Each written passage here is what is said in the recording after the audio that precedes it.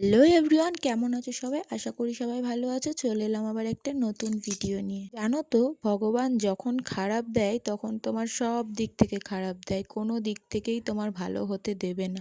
তেমনটাই হচ্ছে এখন আমাদের সঙ্গে। আচ্ছা, মানুষের সঙ্গে নাকি ভালো হলে সেগুলো যদি কেউ দেখতে পায় তাহলে সেই ভালোটার ওপর নজর লাগে। আচ্ছা, কারোর সঙ্গে খারাপ হলে সেইটার ওপর কি নজর লাগে না? সেটার উপরও তো নজর লাগা দরকার। এই আমাদের সঙ্গে এতটা খারাপ হচ্ছে, আমি তোমাদের সাথে শেয়ার করছি, অন্তত কারোর তো নজর লাগুক আমার এই খারাপটার ওপর, যাতে এই খারাপটা তাড়াতাড়ি চলে যায়। কি বলো তো, মানুষকে না ফট করে কোনো সময় বিশ্বাস করতে নেই।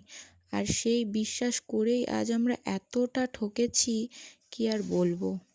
কিছুদিন আগে যখন এই শাড়ির কাজটা কন্টিনিউ করছিলাম, আমার শরীরটা মাঝখানে খারাপ হয়ে পড়েছিল, কাজ আর করতে পারছিলাম না। কিছু শাড়ি আমাদের ঘরে ছিল, এবার সেগুলো অনেক দিন ধরে রয়েছে বলে দুটো ছেলে ছিল আমাদের বাড়ির পাশেই, তারা কাজ করতো একটা কারখানায়।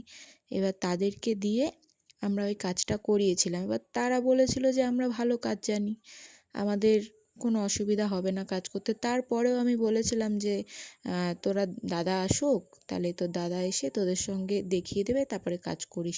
ওরা বলেছিল যে না, আমরা পারবো কাজ করতে। যাই হোক, আমি বিশ্বাস করেছিলাম যে না, ওরা ওখানে কাজ করে, ওরা হয়তো আমাদের থেকেও ভালো কাজ করে, হয়তো ভালোই পারবে, আমাদের থেকে ভালোই পারবে। কিন্তু আমাদের সঙ্গে যে ওরা এইরকম করবে, এইরকম কাজ করে রেখে যাবে, আমি কল্পনাও করতে পারিনি। সেই প্রত্যেকটা শাড়ি তারা এমনভাবে নষ্ট করেছে যে সেই শাড়িগুলোকে আমরা ঠিক করেও ঠিক করতে পারিনি। আবার ওইগুলোকে মেরেছি, তাও ঠিক করতে পারিনি।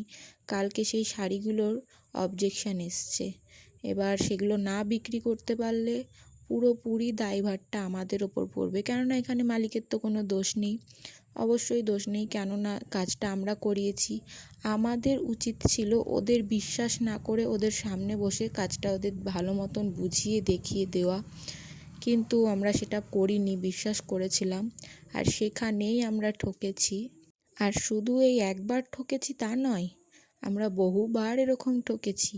তাও ভগবান আমাদের একটুও লজ্জা দেয় না যে না, তোরা এতবার ঠকেছিস, এবার অন্তত মানুষ চিনে ঠিকঠাকভাবে তোরা কাজ কর। যাই হোক, যা হওয়ার তো হয়ে গেছে, যা করার করে ফেলেছে। এবার আর কি করার, খারাপ হলে আমাদেরই সেটা ভুগতে হবে। আজকে আর ঘরের কাছে তোমাদের সাথে শেয়ার করা হলো না, কেননা শরীরটা একদমই ভালো না। তাই জন্য কালকে রাতে ভিডিওটা করে রেখেছিলাম, সেটাই তোমাদের সাথে শেয়ার করলাম। ভালো লাগলে অবশ্যই কমেন্ট করে জানিও।